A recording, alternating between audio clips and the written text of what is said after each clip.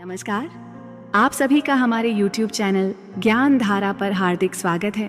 यहाँ हम श्रीमद् भगवद गीता के हर श्लोक को विस्तार से समझेंगे, उसके गूढ़ अर्थ को जानेंगे और उसे जीवन के व्यावहारिक उदाहरणों से जोड़कर समझने का प्रयास करेंगे। तो आइए आज के श्लोक से शुरुआत करते हैं। भवान भीष्मश्च कर्णश्च कृपश्च समितिञ्जयः अश्वत्थामा विकर्णश्च सौमदत्तिस्तथैव च दा। दुर्योधन कहता है, द्रोणाचार्य, पितामह भीष्म, कर्ण, युद्ध में विजयी कृपाचार्य, अश्वत्थामा, विकर्ण और सौमदत्ति ये सभी महारथी हमारे पक्ष में हैं। यह श्लोक कुरुक्षेत्र युद्ध में कौरव पक्ष की ताकत को दर्शाता है। दुर्योधन यहाँ अपने गुरु द्रोणाचार्य को यह भरोसा दिलाने की कोशिश कर रहा है कि उनकी सेना में कितने वीर योद्धा शामिल हैं। ये उसकी आत्मशक्ति और मनोबल को प्रदर्शित करता है, लेकिन साथ ही उसके अहंकार और असुरक्षा को भी दर्शाता है। श्लोक में जिन प्रमुख योद्धाओं का उल्लेख किया गया है, उनकी विशेषताएं और उनके योगदान। द्रोणाचार्य कौरव सेना के प्रमुख गुरु, युद्ध कला और रणनीति में निपुण। भीष्म अद्वितीय योद्धा, जिनके बल और कौशल की बराबरी कोई नहीं कर सकता। कर्ण महान धनुर्धर और अर्जुन के सबसे बड़े प्रतिद्वंद्वी। कृपाचार्य अजेय योद्धा और विद्वान ब्राह्मण। अश्वत्थामा द्रोणाचार्य के पुत्र, अमृता का वरदान प्राप्त योद्धा। विकर्ण कौरवों में सबसे न्यायप्रिय और नैतिक योद्धा। सौमदत्ति भूरिश्रवा धृतराष्ट्र पक्ष के एक वीर योद्धा।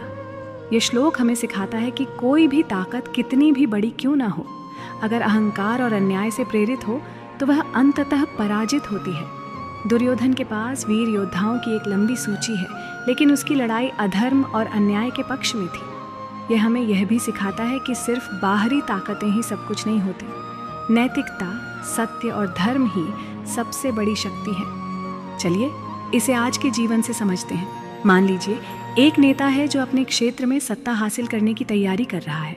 उसके पास एक मजबूत टीम है जिसमें बड़े बड़े वक्ता, कुशल रणनीतिकार और प्रभावशाली समर्थक शामिल हैं। ये लोग उसके लिए प्रचार करते हैं, योजनाएं बनाते हैं और जनता को अपनी ओर खींचने की पूरी कोशिश करते हैं।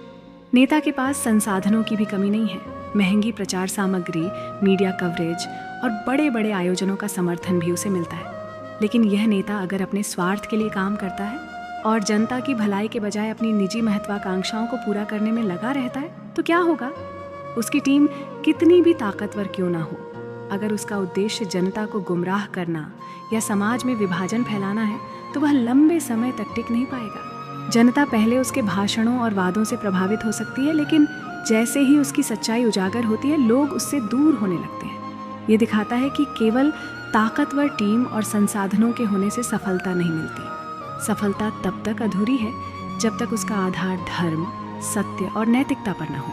आज हम ऐसे कई उदाहरण देखते हैं जहां नेता अपनी योजनाओं और शक्ति का प्रदर्शन करते हैं, लेकिन अगर उनकी नीयत ठीक नहीं होती तो उनका पतन निश्चित है।